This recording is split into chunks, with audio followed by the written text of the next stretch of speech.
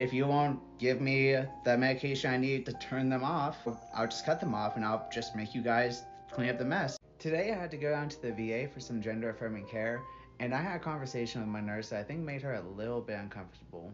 But I also think there's a lot to be learned from it, and I want to share with you guys. So recently, an executive order was signed by Trump that bars new veterans from getting gender affirming care. So if you are getting separated right now, you're not going to have any gender affirming care from the VA.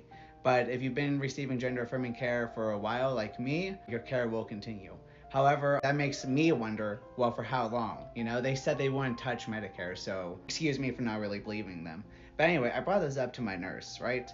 And I also, once I kind of got a better understanding from her how that policy works, that's where I told her the same thing. It's like, I don't really believe that they're going to stop there. I think they are going to come from my care. And was kind of asking about like things to do.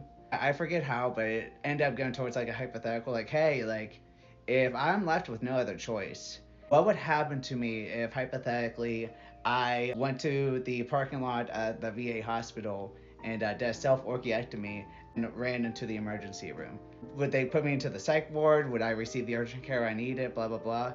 And she jokingly said, yeah, they would probably throw you into the psych ward. I think she thought I was joking whenever I said that. So I'll probably have to plan to make sure that somebody can come by and take care of my plants and my cats. And then her face changed really quick when I said that. She was like, wait, honey, are you like serious right now? You shouldn't be stressing about that. It's like, oh no, I'm not stressing about it. I'm just making contingency plans. She's like, what do you mean? It's like, well, I would rather do my transition the right way, you guys, but I'm also thinking if I'm no longer able to do it the right way, I already waited 25 years to transition.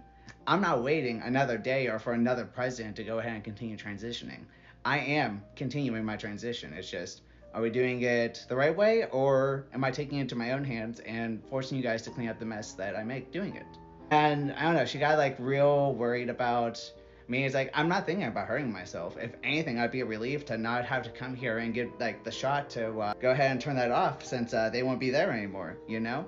I'm just kind of thinking ahead, like, if it comes down to that, to the extremes, what should I do? I'm trying to think about that. Then I had to like talk her down a little bit because she got like real worried. And that's what got me. It's like, I'm not worried about. And I'm talking about doing myself. All right, if you won't give me the medication I need to turn them off, I'll just cut them off and I'll just make you guys clean up the mess. And I'll just make sure that my plants and my cats are taken care of by someone else. All right, cool. I might need to stay in a psych ward for like, what, a couple of weeks or something? Like, okay, I'm not a danger to myself.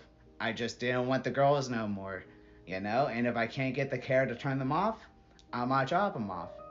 That's all there is to it. I wanted to talk about that because of current affairs. You see a lot of death before transition.